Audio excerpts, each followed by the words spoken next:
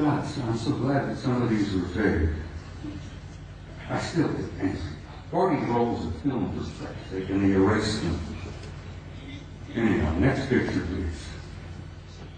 It's the same photo of Landsberg, but with the next negative, 93 of this object here, flying by. Next picture. Now we're getting into some nitty-gritty. I'm going to give you just a brief little bit of history here. Back in the early days of NASA and the Apollo program, I got this picture from the Japanese Space Agency, the Japanese NASA. They have a tremendous program going over there in Japan. You know, the Japanese are bright people. So the Japanese Space Agency had signed a contract with NASA years and years ago to buy copies of every picture NASA took during the Apollo program.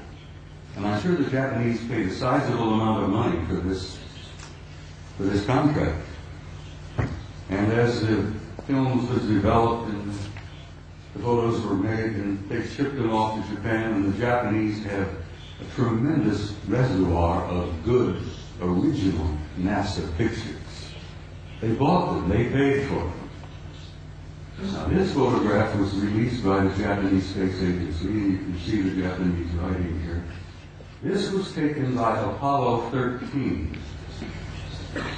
Now, you're all familiar, I'm sure, with Apollo 13. That was the aborted mission that was going to the moon to land, and they had an accident on the way. They couldn't land. They damn well barely got back. While they are on the way to the moon, here's the moon,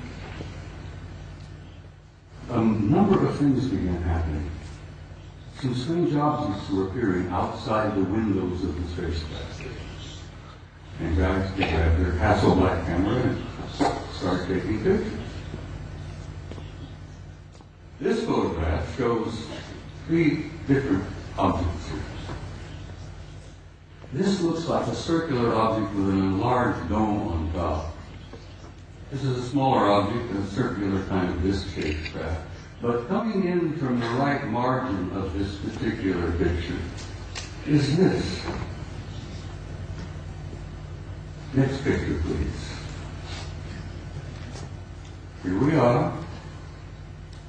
This is a blow-up of the positive in the photograph.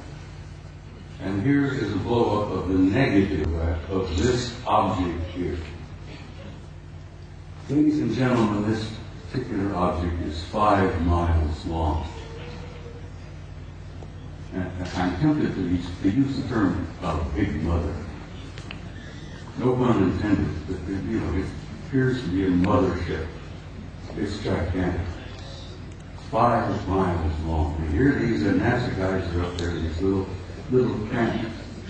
Apollo capsule, and they look out their window and they see something that's 5 miles long. Shakes them up a little bit. When they got back to NASA with these pictures, it shook them up a hell of a lot. Next picture, please. This is the next sequence. Here, this large mother has moved into the middle of the frame, and something else has shown up over here, which has been estimated to be 2 miles long. But this really upset the guys.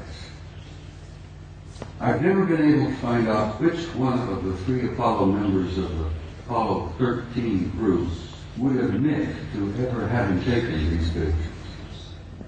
Because as you know, the Apollo astronauts were threatened with their lives. I kid you not, they were threatened seriously.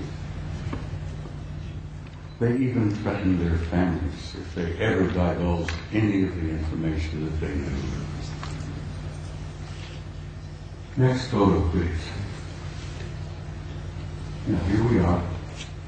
Here's the big mother. Here's the other one, 2 miles long. Here's a picture of the positive. This is the negative.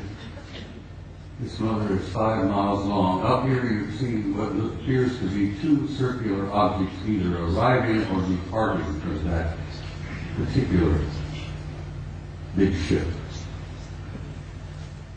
I can almost understand why the authorities in NASA, why the authorities in the space program didn't want this information to come out.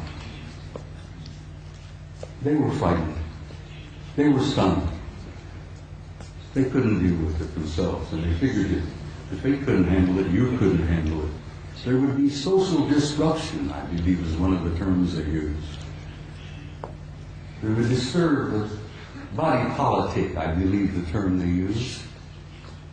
So they clamped the lid down on this, and it's still down, and it's going to stay down, I'm afraid, for some time yet. Until people like yourselves and people like me and the rest of them here on the stage, by pushing and prodding and chipping away at this lie and this secrecy, eventually we will succeed. And don't you doubt that for a minute.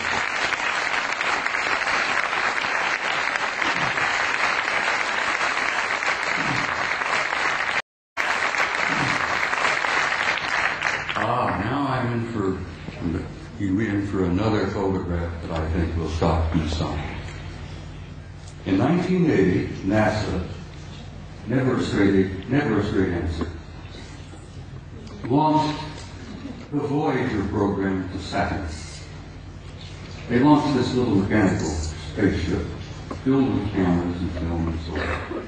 Wanted to go to Saturn because something had been going on in the rings of Saturn, around the moons of Saturn, that didn't make a lot of sense. Some anomalous events were taking place in Saturn, near Saturn, at Saturn. So they launched the Voyager in 1980. The pictures they got back from Voyager was so stunning and so shocking that they just locked them up in the safe. Fortunately, I met and developed a friendship with a retired NASA scientist by the name of Norman Berggren. Norman Berggren worked for NASA for about 30 years. He was a technician, a scientist on the Voyager program to Saturn in 1980. Norman decided, after waiting a number of years, for NASA and the authorities to be candid and honest and forthright and tell us what they really found up at Saturn. And Norman got so frustrated he wrote a book. Now, he couldn't get it published in the United States. No American publishing house would even touch it. Norman Berggren had to go to Scotland, for God's sake, to Aberdeen to get his book published. And he did publish it. He did succeed. He got his book. It's a piece of genius. It's a beautiful piece of work. And the things that they photographed here, Saturn, appeared in print for the first time. This is the A-ring of Saturn. And you're all familiar with what Saturn looks like. It's a beautiful planet. It's giant. It's a paper. But it's got rings all around. Well, this is the A-ring, and here is an object that is self-luminous, obviously artificial, larger than our moon, that seems to be moving all around throughout the rings of Saturn among the moons of Saturn. And Saturn's got a couple of dozen moons. This object here, as I said, larger than our moon, moving all around apparently under intelligent control in the rings of Saturn.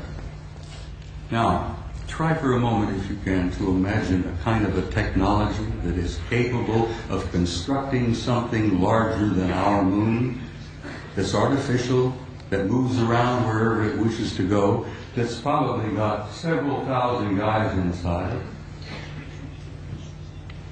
That is shocking to some people. Next picture, please.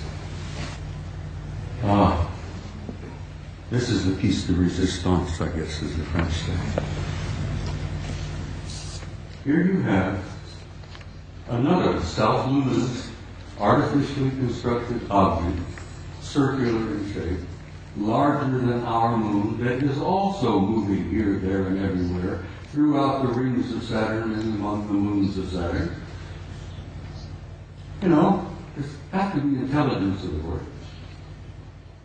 But this is the one that really blew the NASA people on the Voyager program out of the water. This object, this is an object, guys, is 2,000 miles long. It's 400 miles in diameter, and it's an artificially constructed. Norman calls them an electromagnetic vehicle. He says they appear to be making the link